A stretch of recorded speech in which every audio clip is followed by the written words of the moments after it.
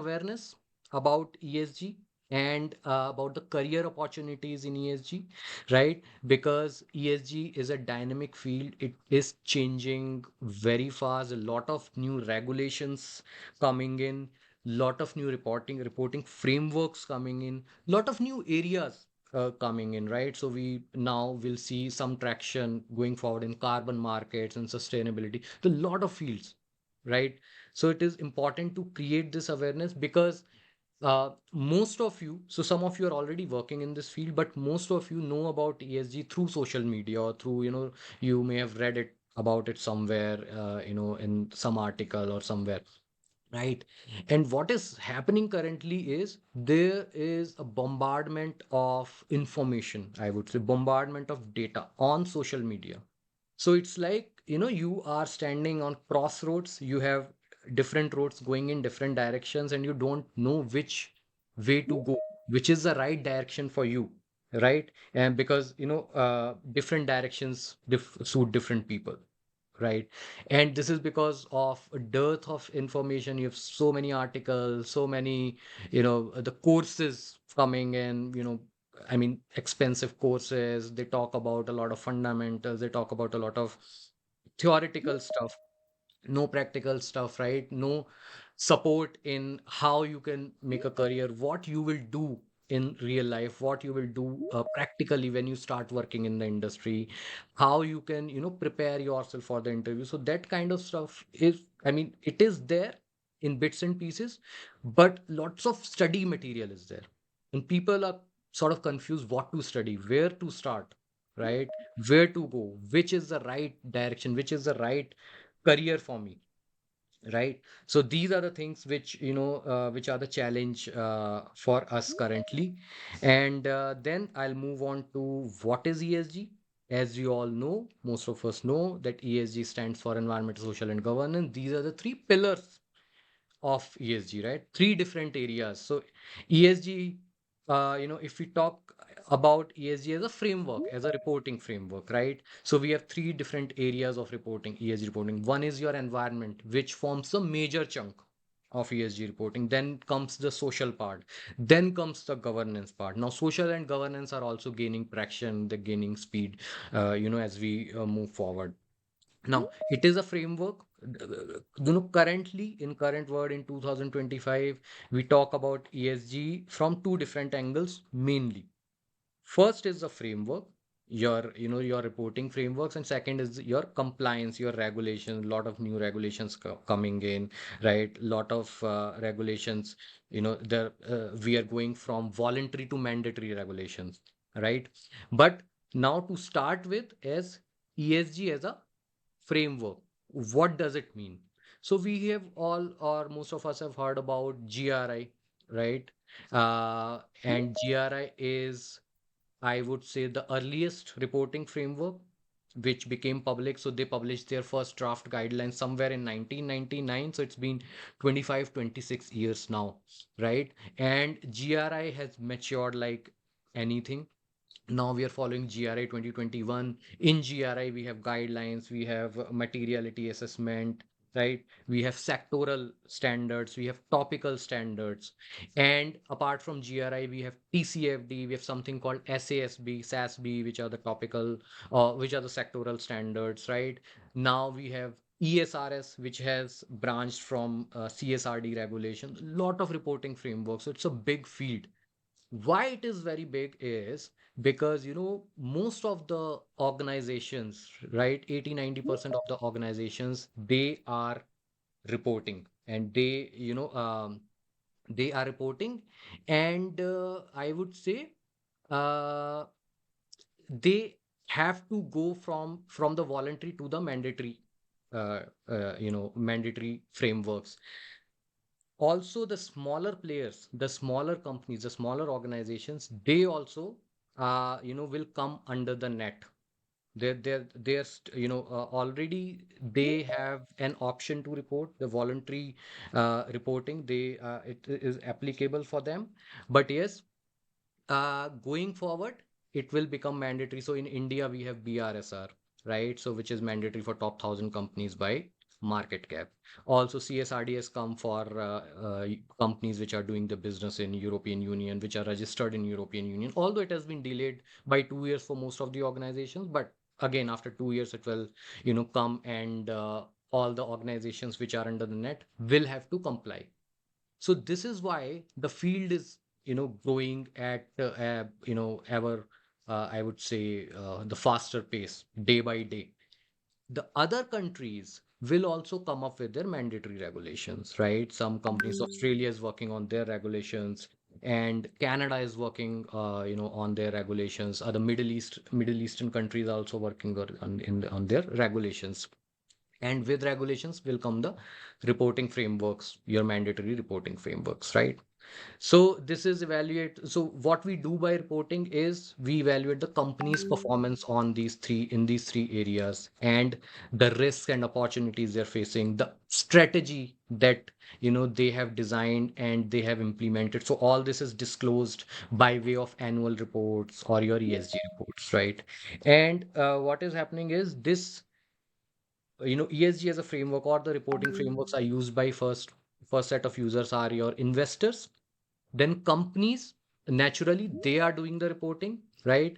Investors are using that information to make their investment decisions, and rating agencies, they come in between, they come in the middle, they do the rating part. So they use the publicly available data to prepare their models, then they feed their data into the model, and they come up with the ratings, right? And we will talk about it in detail. The three pillars, I've already talked about the three pillars in ESG. Then ESG as a compliance requirement, we've just discussed that a lot of, regulatory pressure, a lot of regulations are coming in. So CSRD has been the biggest and most complex regulation we have seen so far. I have worked on CSRD, most of my last year, 2024, from scratch, building all the framework, building all the data, getting my company ready for CSRD reporting. And it's been the most complex regulation because apart from, added to your quantitative data, we now have qualitative data. And this is also a shift.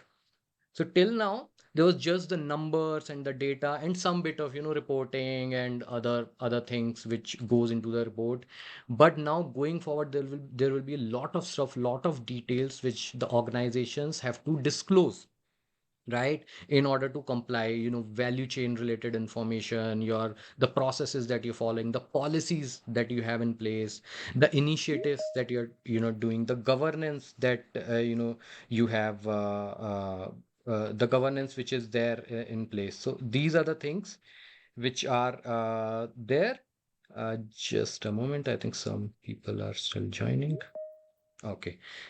So yes, so this is the compliance aspect, and these are the examples: CSRD, we have SFDR, we have SEBI BRSR in India. It is also mandatory. US SEC climate disclosure rules are, going to come in a big way, right? So companies are required to disclose this ESG related first performance, your strategy, then your ESG related risk and the opportunities. Under risk, we have transition and physical risk, and we can, discuss more in detail as we move forward, not in this webinar, but yes, during the course of our journey, right? And so yes, the main shift is that it is going from voluntary to mandatory parts, right? And you can link it. Why I am speaking about this is, you can think about it in your minds that these are the shifts happening which are creating new businesses, right? New business lines, which in turn, or which as a result will create more jobs or are creating more jobs. And now where it all started, I'll talk very quickly about the history of ESG, right? It's a very interesting topic, just to know the context why we are discussing all this. So, when it all started, most of us or some of us know about Industrial Revolution, which started happening in 18th and 19th centuries, right? In UK. So it mostly started with the Great Britain, then spread in the Europe, then United States of America. The countries which were the colonies of UK and other countries. It all started, from agrarian or from agriculture to industry. A lot of factories were set up. Then it required lot of manual labor, right? There were technology was in the very nascent stage, just started. We have all the operations manual, so a lot of people required to do that labor. The working conditions were not good, right? The facilities were not good. There were no labor laws. There was a lot of child labor and many issues, right? And it started moving forward, 18th and 19th centuries, and we got industrialized. Apart from that, from climate angle, lot of pollution, air pollution, water pollution, right? A lot of greenhouse gases, although in 18th 19th century, not people didn't know about the greenhouse gas emissions and all. But yes, moving towards the 20th century, we have World War One, World War Two, lot of defense related manufacturing, other manufacturing for the soldiers, for the people. Populations were also increasing, and which in turn, the effect was that a lot of people were working. There were no working conditions, the poor working conditions and all those things, right? And then what started happening is, after the World War II, things started cooling down, right? People started thinking the economic condition was not good. They were working long hours, they were getting pennies, very little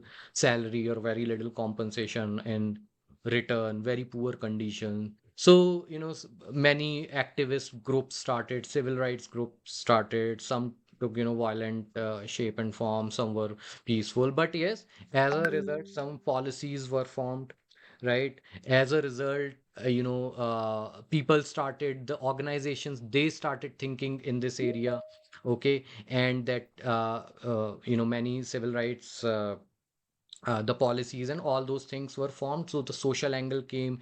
Then people started thinking about pollution and greenhouse gas stuff, so it started in that direction as well. Then 80s and 90s, we encountered many scams, corporate governance scams, Enron scam, other scams in India as well as abroad. And then from there, mostly the governance part came up, and it became the non-financial aspect of sort of reporting or consideration. It was not a formal reporting back then. Then UN triple FCC, UNF triple C came up, from the UN to Rio, famous Rio summit, and we started talking about the climate change, in a serious way. And from then, all the COPs, Confederation of Parties, came up. Then Paris Climate Summit came up in 2015. So this is how ESG evolved. In 2004, we started using the term ESG for the first time from one report. Who cares wins, from there was one report which came up which used this term for the first time, right? And now ESG has evolved, like anything. We are reporting. We have ESG reporting very matured. Now the data is has also become very accurate. We have to some extent tackle the greenwashing kind of thing, greenwashing kind of thing, right? Now the investing is also there, right? That is there. And we have so yes, this is how it all started. Now we have the current state of ESG. The many frameworks have come. Okay, now, from here, we are here. We now know that we have reporting frameworks, we have investing, we have rating agencies, a lot of regulations are coming in. Where we expect to move from here, right? So ESG is moving from soft law guidelines. So GRI came as a guideline. It was voluntary for most of the organizations. Now it is becoming mandatory. So this will be the shift. It will become mandatory, just like the financial reporting, right? This is, I mean, as sure as we can get. Then there's a lot of global convergence happening. Global convergence means, 5 years back, there was a lot of reporting frameworks. We had GRI, we had IR, value reporting, we had, other frameworks as well. Now they are getting converged because the organizations are also confused. Which framework should I use? Right? So a lot of framework, country level frameworks, sectoral frameworks. So now ISSB is coming with IFRS S1 and S2. There's a convergence going on. So what is happening is, there are in future, how it will look like is, so there will be one sort of universal framework, or one framework which applies to US and other countries, companies doing business with the US. There will be one framework like CSRD, where you for companies which are doing business in the EU, right? And there will be some other, say, frameworks like TCFD, which focus on very specific things. So, climate related financial disclosures, right? And there may be some regulations from the financial markets like SEBI has BRSR. But yes, there will be convergence. There will be fewer reporting frameworks which will apply universally, just like the financial reporting. So once the convergence start, there will be universalization, right? There will be standard skills in terms of frameworks required, right? Then going forward, what may happen is we will, sort of slowly stop using the term ESG, and other terms may take the front stage, right? Because what has happened recently in the US, there was some backlash over ESG from maybe the government or some agencies, right? And sustainability is one word which is taking as an alternative, although these have two different meanings, interconnected but different meanings. But yes, sustainability, you may see on LinkedIn and other job portals, you may see more of roles starting with sustainability rather than ESG, but it still has some time to see, but yes, this may happen, right? So I talked about ESG backlash. It is often political, and but what will happen is, as a result, that we have leaner, right, more focused ESG, not moving over all the directions, but yes, few goals, action goals. So one is your, catering to regulation and compliance. Companies will be reporting. Then investments will be made based on ESG performance, just like financial performance. Second, and the ESG data, and the whole data reporting process, the process how we collect data, we manage data. So data, data, as we say, sometimes data is the new oil, right? Data is the sort of gold mine, and you can use a single piece of data in multiple ways, right? So one piece of data, for example, greenhouse gas emissions data, you can use it for reporting, for compliance, right? Investors will use it if you're reducing your greenhouse gas emissions as per the targets. Also, you can use this data to set your targets. You can use this data to do the continuous improvements in your processes. You can identify which processes, are, say, emission guzzling. You can make the improvements, and it's already happening. Now, global ESG and sustainability job market overview. There's some statistics. I will share this, PowerPoint presentation, and you can get the links. I can also share the links to these reports, right? Which you can use if you want. You can open and read the good stuff, good insights, and you will, gain a lot on skills as well. But yes, the market is growing from business perspective, and if the market grows from business perspective, obviously the jobs will come, new jobs, newer kind of jobs will come into the picture, since it's a very dynamic field, and there will be different areas. And what will happen is, as a result, you will see that people from different sectors, more sectors, will have their acceptance in ESG, right? Now we will talk a bit more about that. We'll start with more important section, which is exploring our career pathways in ESG, right? So first is your ESG reporting, which is, in my view, is the biggest, job driver, is the biggest business driver, and the backbone, the transparency which is coming from all the reporting frameworks, right? So we use all the reporting frameworks, or say, for example, I am using GRI for my company as a reporting framework, right? So I need to have that information, that knowledge with me, how to use that framework. And then there's a lot, there's a process which is there, we use practically, we use in the real world. Data collection processes, how should we collect the data, how should we perform the materiality assessment, right? How the this data consolidation happens, what kind of data analysis which goes into getting the data that we need and that we publish, right? There are various uses of data, and there are various roles. So we have data analysts, we have complete hierarchy data ESG data managers, ESG data analysts, ESG data, sort of people who are handling the whole team, senior manager and director level people. Then so some people call it sustainability reporting manager. And it's not just the data reporting, but you will also have to handle, say, ESG assurance, internal audits or external assurance, some strategy building there, because they're new reportings or new assignments which keep coming to us. So for example, if CSRD has come and my organization is now under the net, right? So we will start a project to check which are the disclosures that we need to comply with when it comes to CSRD. Then I'll pick someone from my team. We'll do the analysis because we have knowledge on how to do it, right? What to do and how to do it. And then that new area of reporting will come with new requirements. Again, new exciting things. There will be a lot of stakeholder management, stakeholder engagement involved. Again, a lot of data analytics involved, right? Then we have ESG strategy and consulting. So, for example, I'll take the same, example. If CSRD has come, my company is under the net. We have to report or comply with the ESRS reporting framework, right? So my company or my organization is an FMCG organization, which say, for example, manufactures, soaps and shampoos and other beauty care stuff and other things. But we are not in the business of these regulations, right? On the other side, these consultants, like we have big four consultants, other boutique consultants, agencies, they are in the business of, providing this knowledge and expertise and consulting to their clients.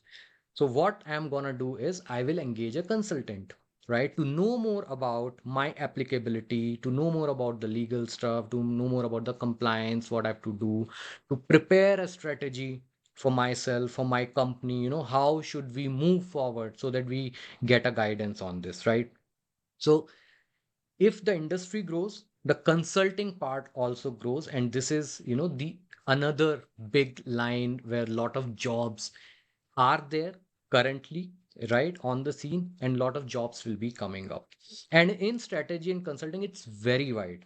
Okay, the lot of sub branches. So you can consult on, say, decarbonization strategy, for example. You can consult on water management strategy, waste management strategy, sustainable packaging. So these are, sub branches. Or you can help your clients building their ESG reporting strategy. You can help your clients, tackling a new regulation or new law. For that example, you can, consult them, or you can be a guide to them on the net zero part, right? Or on the ratings to improve their rating. There, n number of, I would say, assignments, n number of directions you can go into, and we need specific skills for consultants, right? So there is one. So consulting mindset is one we talk about a lot when we go to consulting. Then communication skills, right? Solution providing or the problem solving skills that we talk about a lot, right? And so these are the two skills. Then we have our ESG ratings. We talked about it. There may be some people in the webinar right now who are already working in these kind of companies, and they may know more about these jobs.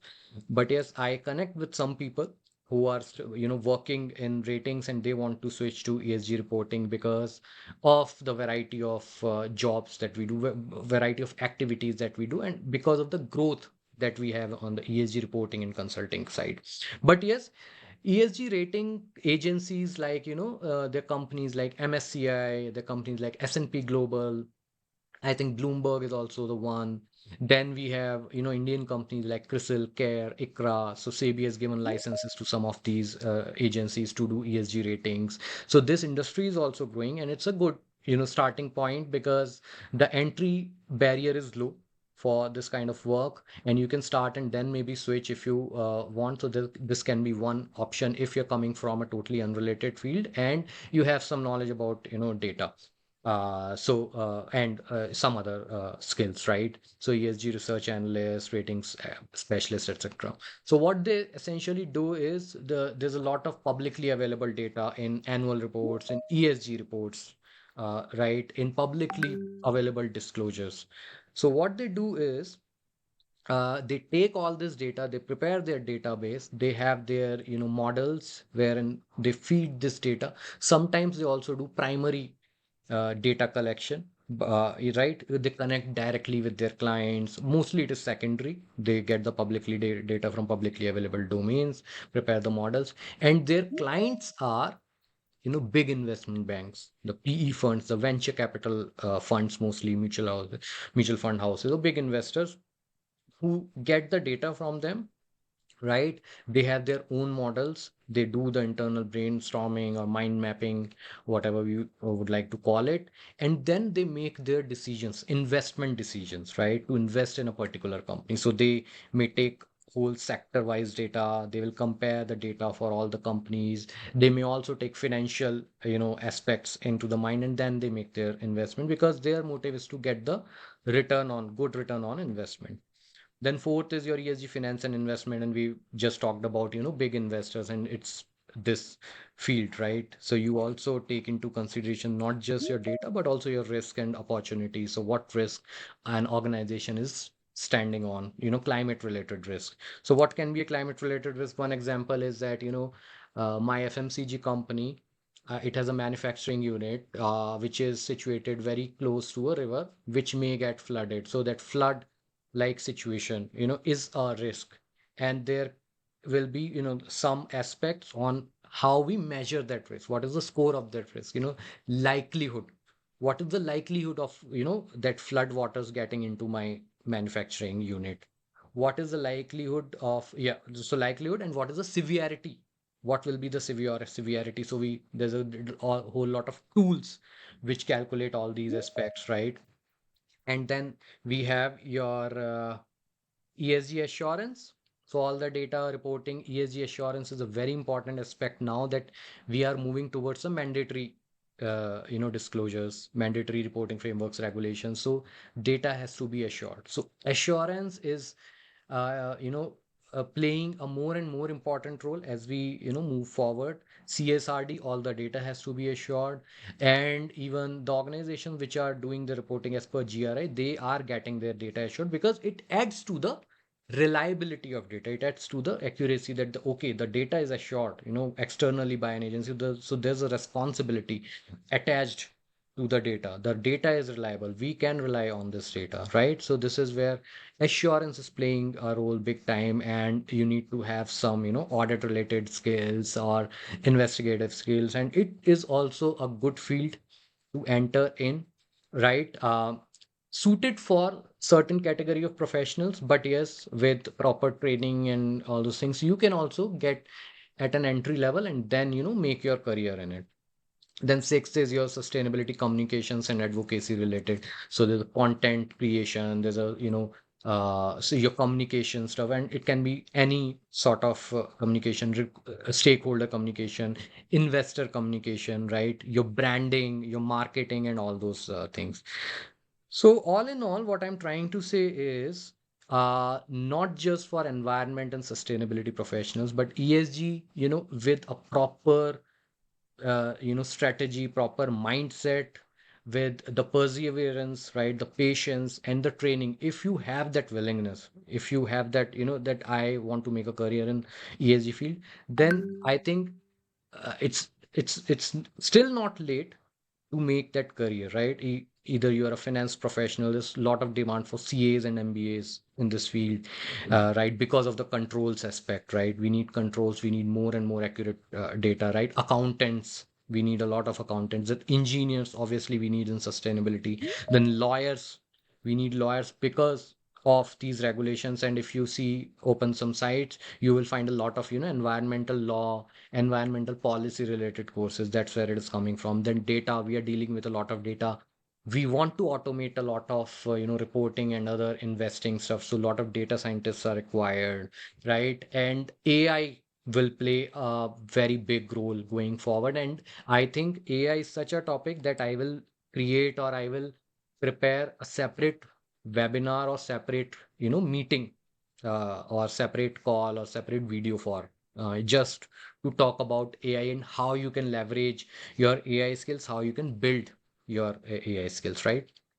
Now, choosing your ESG pathway, your background matters, yeah, right, where you are coming from, and your background. What it will does is, if you think about it, and we'll talk about transferable skills also, you know what skills you are coming from, or coming with. What skills do you already have, which you can leverage if you want to switch to ESG, right?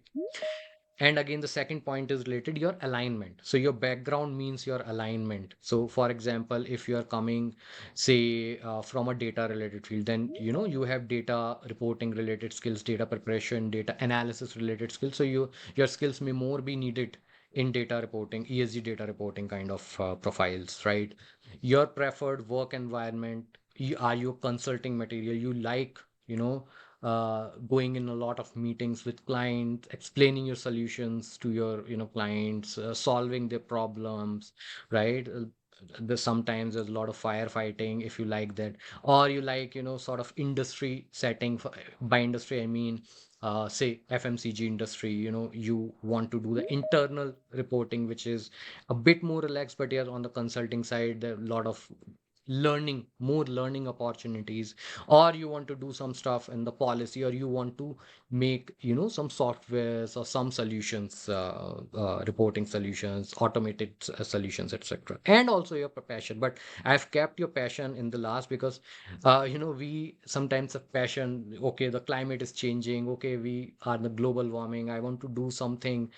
I want to save all the water. I want to solve the waste related problems. But in the corporate setup, these sort of take the back foot. You can join maybe an NGO or a multilateral organization, or an organization which is specifically working in that area, if your passion surpasses all the 3 points which I mentioned above. But yes, passion plays a role, and passion will get you where you want to be 2 or 3 years down the line. But you have to start from somewhere where you can get a easy entry. Okay, then these are some job example, two job examples I've taken from LinkedIn, right? Just to see what are the specific skills when we look into these kind of job descriptions. So responsibilities, uh, if we talk about responsibilities, this is an entry level consulting position in ESG reporting. It says as an associate will work as a part of team, obviously, of problem solvers. So what you can say is, yes, you have worked in a team. You are an individual contributor, but you have worked as a part of team. So you know how team building plays a role, or team plays a role in working and solving the problems, right? Then assist in the collection and analysis of ESG data. So this is the domain related skill, data collection skills way in, and these are very important. And this is where the gap comes in interview. You don't know how we collect the data, how we do the analysis, and that part. So that is one gap. Collaborate with team members. It's your behavioral skill. You're good at collaborating with your team members, or you want to do things alone. I mean, both the approaches have their own advantages and disadvantages. But yes, most of these roles, consulting roles, you have to, or you need to collaborate with your team members, other teams within your organizations, teams with the client teams, right? Then assist in preparing reports, so PowerPoint presentations, etc., proposals in some of the roles. So if you're good at presenting, if you're good at PowerPoint presentations, which is also can be talked about very easily. Then client facing roles, if you have an experience of engaging with clients, right? And it can be done in any role, even if you're studying, even if you're doing your masters, etc., right? And then you have your previous experience or coursework in sustainability, ESG. So if you have previous experience, you have strong analytical skills, you have strong communication skills, and then your proficiency in your Microsoft Office suite, or any other suite, for example Google Workspace, etc., right? Then in the end, familiarity with the sustainability reporting framework. So nobody wants you to be an expert, but you need to know how to use these frameworks, right? So this is what is important. And this is job example, to ESG consultant, which is an entry level uh, position. Again, it talks about these skills, right? So we have some domain knowledge and skills, which is your ESG reporting frameworks. We've talked about that. Then greenhouse gas protocol is very important for greenhouse gas accounting and reporting. So the corporate standard, which talks about scope 1 and 2. Then you have corporate value chain standard, which talks about scope 3 to at least scope 1, 2, and 3, right? Then you have ESG regulations which are coming in. So you need to know how to decipher these, analyze these regulations, how to decipher these regulations and that stuff, right? You should have knowledge of. So in yellow, marked in yellow, are more important skills than marked in sort of blue are sort of less important skills, but growing. These are the growing skills. Carbon market is a new skill. A lot of jobs now require understanding of your carbon market, so carbon credits, ETS, right? And also not plus carbon credits. I wanted to write carbon taxes. Sorry for that mistakes, right? So there's an upcoming demand which is expected because of the increase in emissions. There will be regulation, there will be taxes, and this is the upcoming skills. Then obviously there's end-to-end ESG data reporting process, which I have experienced so far, that there's a gap. If you join a training, join a course, they will talk a lot about your conceptual skills, your theoretical skills, right? But they will talk about less, or from the practical aspect, working on real data, working on real analysis, real exercises, right? What we do in this industry, that part is missing. That is a gap which I also want to solve through my initiative. Now, universal skills, we talk about that, in short. So, stakeholder management skills, very important. I've been, sort of repeating this, that you will need to connect with a lot of people, different teams. So, you will have to connect with a lot of, say, teams from HR department, finance department, corporate secretariat, your R&D department, right? Your procurement department. Then, there are different teams within finance also, external experts, external teams, consultants, your assurance people. So you should have those stakeholder management skills in order to succeed. And by stakeholder management, I mean is you should be able to explain your requirements clearly. What is needed in the call? What is the objective of the call? If you need some data, what data do you need? Why do you need it? What format do you need the data? And because the person sitting at the opposite end, say from somebody from HR, they are not very much aware of what you are doing, or why do you need their data. That can be sensitive data, so you need to have some approvals from the senior management before you get access to that data. So those sort of skills come in very handy. And we do sort of 50 to 60% of our time goes in such kind of meetings, communications, etc. Then you have data analytics. So Microsoft Excel is the most important tool, and as we communicate in all my one-to-ones with people, you do most of your analysis in Microsoft Excel. Right? Even if an organization is using a centralized data collection tool, if you have to do that some analysis, you will export that data mostly in Microsoft Excel form and do your analysis. So skills, your pivot tables, your VLOOKUP, HLOOKUP, etc. Right? Those skills are needed. Then your ESG related software, etc. Those skills you need. And how to get access to these tools, I will tell you, or I may also conduct a training on one of these tools, Workiva, or Microsoft Sustainability Suite, or Salesforce Net Zero tool, right? So that can also be done. So that is an added skill in your CV. Okay, so I'll stop for a moment. I'll just have some water before I move further.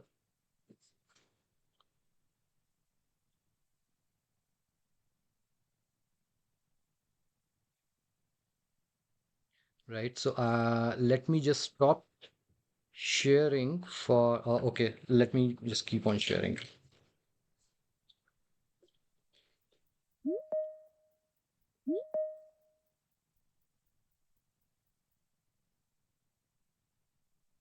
Some people are saying that they're getting disconnected, maybe because of the limit of participants or the number of participants which are in the meeting. A lot of people have joined in, so some people, they may face bandwidth issues from my side or their side, or from the tools side, right? But don't worry, the recording will be there. There will be another session, right, where I will talk, the same stuff, and you can access to both the recordings if you're not able to get it, or you can get in touch with me one to one through the WhatsApp. You can just chat if you have missed anything, right? So I was talking about universal skills, stakeholder management skills. I've highlighted it, and you all have these kind of skills in some form or the other. If you're coming from a different sector, if you're coming from a different role, if you're coming from the same sector, if you want to switch from, say, ESG ratings to ESG reporting, if you are a student, if you are, say, a PhD, doing a PhD, or if you are in academics, you all have these skills. It's just, you should know how to articulate these skills in your profile, your interviews, right? You may be very good at these skills, but you just know how to leverage and how to articulate and how to talk about these skills so that you can convince your interviewer also that, yes, I know about it. I can, do really good if given a chance. With this regulatory awareness, yes, you should have that awareness. So it, normally it is not discuss in detail in interviews, but yes, you should have this awareness for sure. Even if you, say, for example, working with GRI, or if you're working with CSRD, for example, you have not worked with, say, BRSR, but you should have some sort of awareness about BRSR, because some things, they may be very good in BRSR, or you may like to take cues, or you may like to take good ideas from BRSR and sort of replicate it within your organization, right? Then materiality and risk. So materiality assessment is very important, because this is the starting point essentially, of your reporting, of if any new regulation is coming in, you have to comply with, you have to report in alignment with any new reporting framework. That materiality assessment has to be done. Now we have double materiality assessment, right, in picture. So that is a separate exercise which we can discuss about later in our course also. Then communication skills, your project management skills. Some of you may have these project management skills, because if something new is coming in ESG, it normally, we started in the project mode. And if you have these skills, project management skills, and you can sort of, convince the your interviewer, or you can discuss about it, then it's good, right? uh, then your research skills, your assurance skills, sales skills. I have highlighted the AI skills, and the the training skills I have highlighted. So if you have given your training, so you can leverage all your skills, but it obviously depends on profile. From profile, you all have different profiles, you all have different skills. So it's the umbrella version, or say, uh, this is the generic version of universal skill, but you may come with different sort of transferable skills, right? So you can think about what are your transferable skills. Now, what are the next steps? Simple, you have to believe in yourself if you want to switch to this career. Some of you may be starting, you just started reading about ESG, right? So you have to believe in yourself. Yes, every good thing takes time, every preparation takes time. It cannot be, it cannot happen overnight. You will need to sort of invest your time and resources to learn ESG, to learn the practical skills, right? And to learn how to, say, tackle the interview, to prepare for the interview, right? Because it's not coding, it's not rocket science. You can easily learn it. And it most of the skills are behavioral skills. Most of the skills relate to your curiosity. If you're curious about climate change, if you're curious about, say, social aspects, you can easily go through the documents and learn the fundamentals, and then take your next step towards learning the practical stuff, right? So yes, perseverance is the key. You can identify your transferable skills, which is most important. Identify your transferable skills, highlight in your resume, right, your transferable skills, and prepare on those transferable skills, and analyze how they you know you can leverage those skills. Okay, so fake it till you make it doesn't mean that you fake your complete profile or something. But yes, you know, sometimes you have the knowledge, you have the practical knowledge also, but maybe in your, you know, office environment or as part of your role, you may not have worked on it directly. Maybe you have seen someone else working on it, or you were sort of attached, you know, indirectly, or you were working indirectly, you know, in that skill. So yes, you can say that yes, I know about it, I am aware about it, I have worked on it, and you know, sort of articulating. But yes, it should be your strength. Then good communication skills, you know, they are helpful in, you know, stakeholder management, engaging with people, also in your interviews, in your job, in your day-to-day job. So good communication skills. Mainly, it's not your polished English skills or language skills. It's just that you should be able to explain what you want to say, right? You should be able to make other person who is listening to you understand what you want to say, right? And the action which you want him or her to do or to act, right? Then this is you know, the next point is the market situation. Yes, the market situation, you know, it can be very healthy, it can be slow sometimes, like currently, you know, because of delay in CSRD in some stuff, it is going slow, but it is short term. It all, you know, keeps changing. There will be new regulations coming in, new areas coming in. The market situation will again, you know, get to a high, but we need to be prepared, right? The jobs are there in Indian market and other markets. We need to be prepared. We cannot wait for, you know, say, for us to get an interview call from the company, right, in order to start our preparations, right? So we need to be prepared from the skill point of view. And I would want to say on another thing on market situation is that yes, so the ESG market or the sustainability market, as we know, you know, that global warming is here to stay. We all are playing our part to, you know, sort of either slowing it down or to helping. We have only one earth, so helping our communities, helping the climate, helping the flora and fauna and ourselves in, you know, sort of taking initiatives, by taking initiatives. But yes, it is there to stay. This reporting regulations and compliance will get stricter, because if you get pressures, you know, from the UN, if you get pressures from the governments, then yes, it is going to be, you know, more regulation heavy.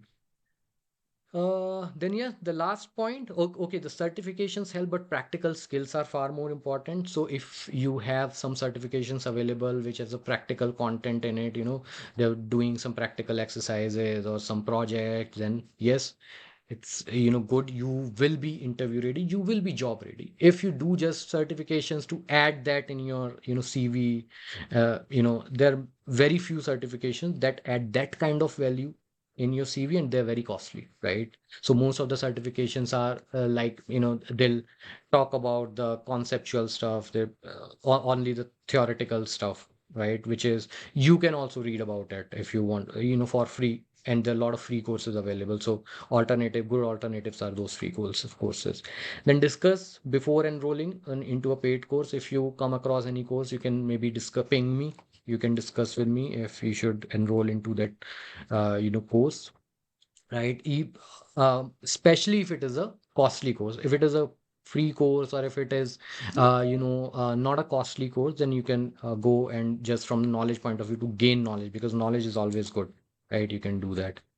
Now, in the end, I would like to know, so there's just something which I am working on, which is you can say a course which will provide you, or may provide you, you know, real world skills, is your end-to-end ESG reporting course, which is, you know, mostly practical, which will be mostly practical. We will take an example from the start, and we will do all the reporting. We will do all the sort of when we connect with stakeholders, what do we do while we connect with stakeholders, what kind of analysis we do on the data, how do we collect the data, right? Where do we collect the data from? What is the data collection process, right? What is the external assurance engagement that we do? What is their role?